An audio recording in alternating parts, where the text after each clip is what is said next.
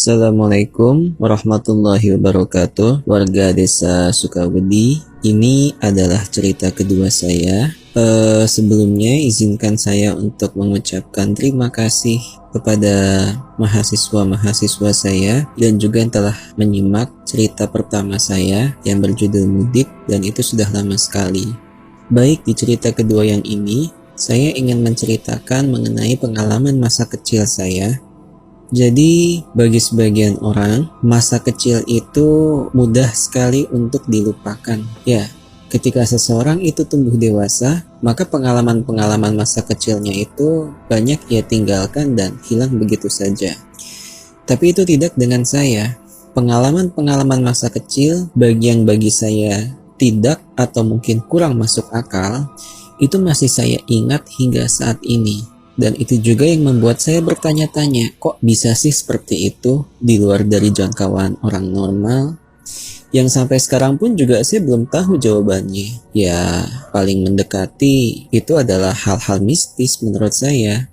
Satu cerita yang pernah terjadi adalah ketika waktu itu tahun 80, mungkin sekitar 84 ya. Oh enggak, sekitar tahun 87 mungkin ya, 87. Waktu itu Depok, tempat tinggal saya, jangan bayangkan seperti saat ini. Masih banyak sekali kebun-kebun, sangat sepi dan minim penerangan. Waktu itu saya, kakak, dan tetangga-tetangga saya, kami sering main bersama pada saat malam hari. Kira-kira selepas maghrib lah kami bermain. Waktu itu permainan yang kami lakukan adalah permainan petak umpet. Saya masih ingat betul harinya terjadi pada saat hari Rabu malam Kamis. Nah, waktu itu ketika saya mengumpet, salah satu tetangga saya yang jaga, saya ngumpet di belakang di gang. Jadi kalau rumah-rumah perumnas ya, itu biasanya mereka memiliki gang-gang di bagian belakang rumah, dan itu kondisinya sepi. Saya waktu itu ngumpet di salah satu gang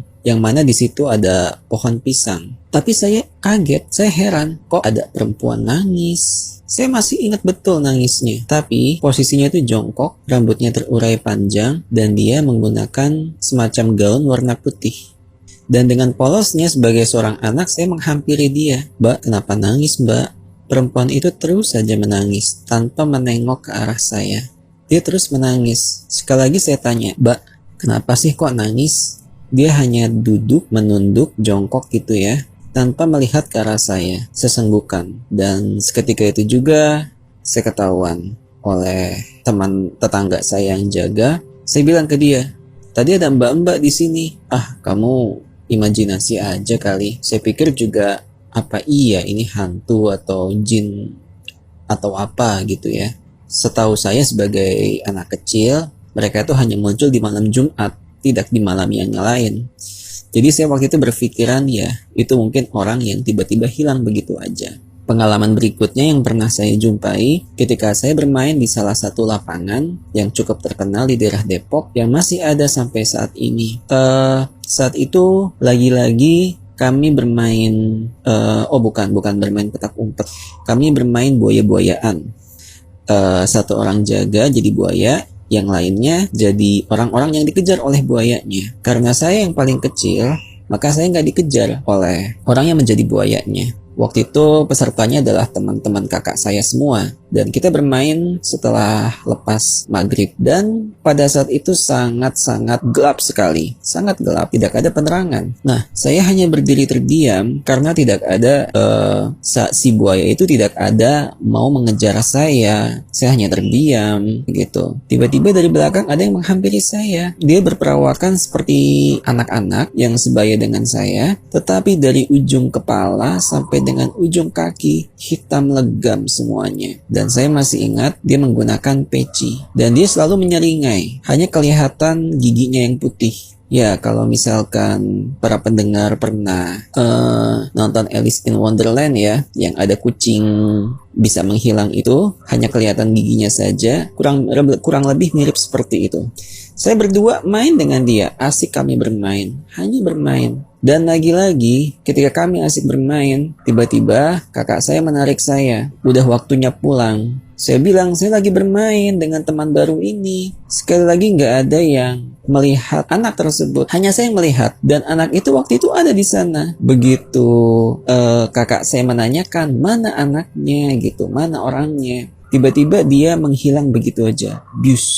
Menghilang seperti asap. Ya, kalau di X-Men itu ada tokoh Nightcrawler ya yang bisa menghilang seperti asap. Bius gitu. Persis seperti itu dia menghilang. Seperti asap. Tapi asapnya warna putih. Saya ingat betul dan saya sampai sekarang nggak tahu itu apa. Oke, pengalaman ketiga. Ini juga pengalaman terakhir yang saya sampaikan.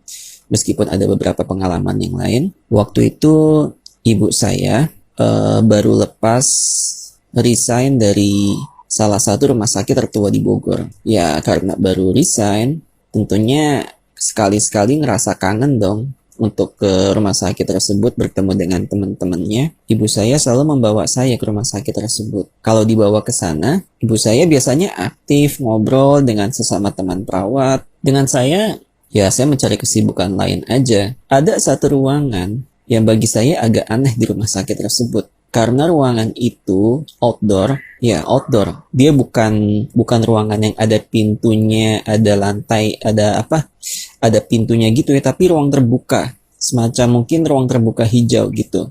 Tapi yang saya aneh, di situ banyak sekali pasiennya. Dan pasiennya itu semuanya sama. Menggunakan baju warna putih, ada yang sedang gelantungan, ada yang sedang duduk di pohon, bahkan ada yang merayap, ada yang duduk dengan satu kaki, dan mereka masing-masing punya kesibukan. Saya ingat betul itu, saya sendiri merasa takut, tapi saya tidak bisa menjelaskan itu apa. Dan saya pikir juga, jin kan cuma muncul malam-malam. Jadi saya ngelihatnya siang hari bolong loh. Ya setelah saya dewasa, saya coba tanya ke ibu saya, "Mah, emang bener ya di rumah sakit tuh ada satu ruangan yang khusus orang-orangnya pakai baju putih, ada yang begini, begini, begini." Ibu saya heran, mana ada ruangan seperti itu di rumah sakit? Nggak ada di rumah sakit manapun juga. Saya di situ langsung terhentak. Oh iya, mungkin itu salah satu pengamatan masa kecil saya yang ya beda dengan orang-orang normal lainnya. Ketika saya dewasa, saya tidak memiliki penglihatan seperti itu lagi. Dan tapinya sepertinya menurun ke anak saya. Anak saya ini ketika saya pernah bawa ke lapangan yang tadi saya ceritakan tersebut, waktu itu dia masih kecil dan dia bilang kepada saya, Papa, liatin deh, itu ada Om Openg. Ini diikat, ini diikat, ini diikat." Dia ngasih lihat, ngasih tunjuk pertama ke arah kepalanya, ini diikat, kemudian ke arah dadanya, ini diikat, kemudian ke arah kakinya, ini diikat. Terus main loncat-loncatan deh. Ya, aku agak kaget juga waktu dia bicara seperti itu. Untungnya sekarang dia sudah besar dan dia sudah tidak lagi memiliki penglihatan seperti itu. Itu aja cerita dari saya. Terima kasih. Do you see what I see? Selamat malam.